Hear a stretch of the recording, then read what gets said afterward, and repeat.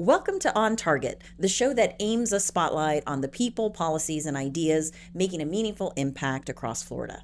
I'm your host, Rosanna Catalano with Arrow Group, proudly recognized as Florida's new lobbying firm of the year. As a subsidiary of Gunster, one of the state's leading law firms, we bring decades of cross-industry experience combining legal insight with strategic advocacy to help our clients hit their mark and move Florida forward. On today's episode, I'm joined by my colleagues at Arrow, Larry Williams and Sha'Ron James. Welcome to the show. Thanks, Ro. Thank you. Well, Larry, I'm going to start with you. I have walked around the Capitol with you, and literally everyone knows who you are. So tell us how you got started in the political process. Right after the Mayflower landing, in 1970, when I came back to law school, after teaching a couple of years, I naturally needed some money. I'd had interest in student government in high school and in college had participated. And I was at the bulletin board at the law school and looking for a job because I needed some extra money. And there was a posting about legislative interns, that they were trying to build a more professional staff. And they were offering people in law school, graduate school, a job. And for 20 hours a week, they paid you $500 a month. Okay. For that was the same money I made teaching school full time the 2 years before. And so I said, that's the job for me. So I started doing that, and then in 76 started lobbying full time after I graduated and worked in the Senate for a while. So it was like a lot of jobs, you back into it. So with those decades of experience, how has the legislature and politics changed since you've been in the process? Boy, well, the politics and the legislature really didn't change. There were 120 House members and 40 senators, and that part didn't change so much. The ground changed when the legislature had a proposal to move the capital to Orlando. And the leadership of the legislature was from North Florida, the Panhandle. So they figured the best way was to build a big capitol. Because before that, the members only had a desk. If you've ever been to the old Capitol, they only had a desk in the chamber. And you had no private office unless you were a committee chairman. So the idea of build it, they will come, paid off. They built the new Capitol, and everybody came. So physically it changed, but the ground, didn't change a whole lot. There was, I guess, the number of lobbyists, changed. You had a smaller number, and with some of those developments, I guess the biggest changes were probably term limits, and the 1990s, and then with term limits, 8's enough, you created people wanting to run for another job all the time, which increased the staff impact because legislators come and go, lobbyists, staff tend to stick around. And that, along with the gift ban in 2005, the gift ban really put a wall between lobbyists and legislators, and especially with staff, because one of the perks for working in the process was that you could be entertained. And with the gift ban, saying that I can't take a bottle of water, yet I can take $100,000 to my political committee is okay, didn't really pass the spell test. And so those are the two big ones, and there are some others, but. Well, thank you. Well, Sha'Ron, I'm going to, you are no stranger to Florida government either. So can you share with us some of the roles you've had working in and around government over the years? Sure. And it's interesting listening to Larry because there was something that we had in common that I didn't know. And that is, for me, my introduction to my work in government started many years ago from student government. Interestingly, I received my first government appointment when I was 19 Governor Lawton Childs appointed me as student member of the Florida Board of Regents. And so it was that experience that really kind of solidified my love for state government. I had the opportunity to meet and work with folks like Steve Ufelder and Charlie Reed and Sandy Dallenbert. And so for me, I was sold. And so I spent time in government, about 10 years in the state chief financial officer's office, working for 3 state CFOs, and always around government, which is why I've made Tallahassee my home. And so it's just the intersection of government and business is where, I love to do work, and that's where I found my career. So you wear multiple hats, working as a lobbyist with Arrow Group as well as an attorney for Gunster, just like Larry and I. So how do these roles help benefit the clients you work with? That's a great question. I personally fashion myself more as a strategist. And so as a lawyer and as a lobbyist, those are just 2 separate toolboxes that I pull from depending on the strategy that the client needs at the time. So it could be an issue that a business has before a state agency that requires me to pull out my legal, tools, or that same issue could be addressed through lobbying. And Larry is one of the things that he talks about a lot is this concept of remedies, and I'm probably taking some of his thunder. And that is, as lawyers, we're taught about remedies, and one of those remedies is actually changing the law. And so, as a lobbyist, it just depends on what that issue is. Well, That's true. Larry, I think you touched on some of these, but what do you think were the major legislative changes during your time lobbying? Well, I think it's maybe the same thing that impacted the world. The cell phone was not around for a few years, and so the ability to talk without having a conversation among members and among lobbyists, but that's kind of universal in our environment now.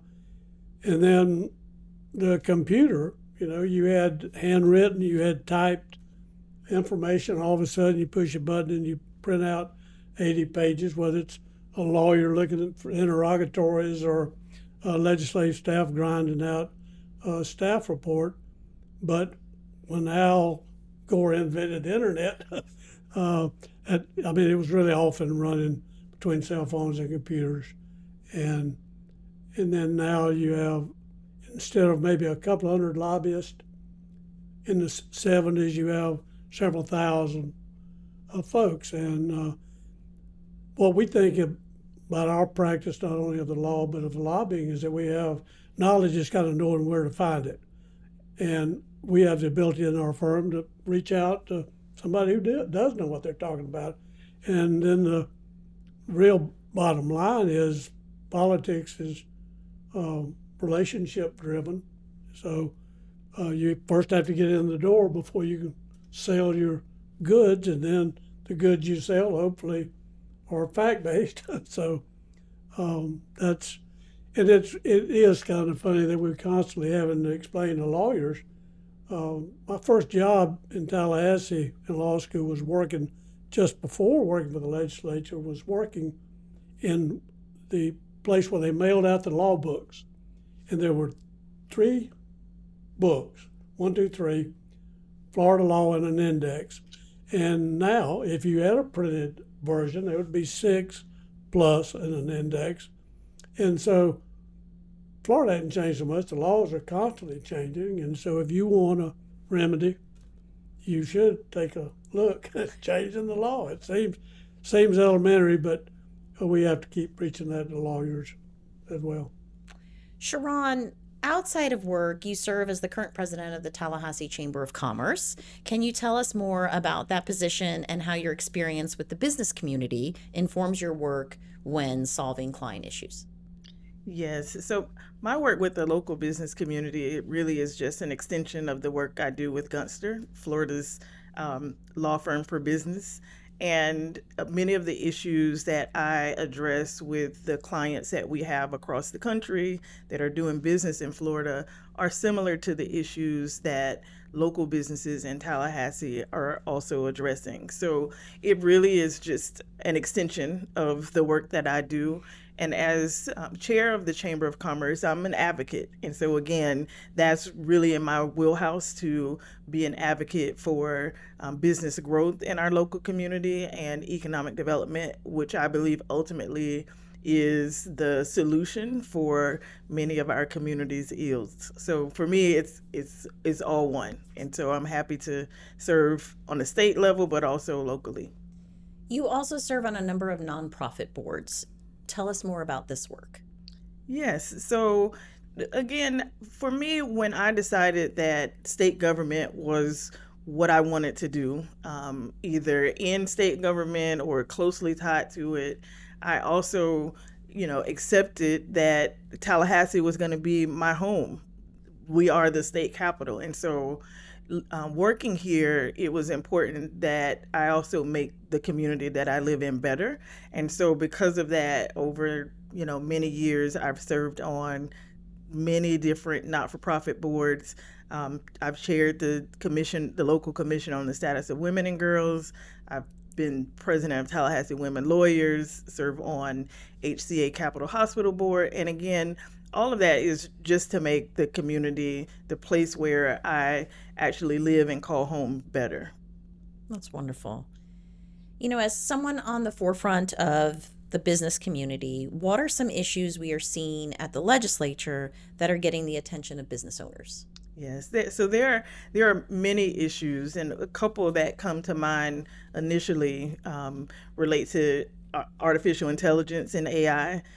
Hearing Larry speak about the internet and computers, AI is the new frontier and is just as transformational and disruptive as the computer was. And so businesses are really interested in Florida's response to AI, how and if it will be regulated, and how and if there will be an environment for businesses to be able to use AI to advance their own business. So an example is there's a look at the use of AI in insurance, which is, within my wheelhouse and policy and legal expertise. So AI is one.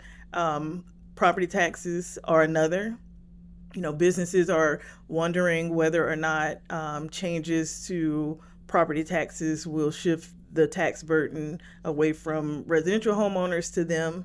And then just the workforce generally, with so many people moving to Florida and businesses growing, businesses want to make sure that the workforce is well informed, well educated, and capable and able to fulfill what the business needs.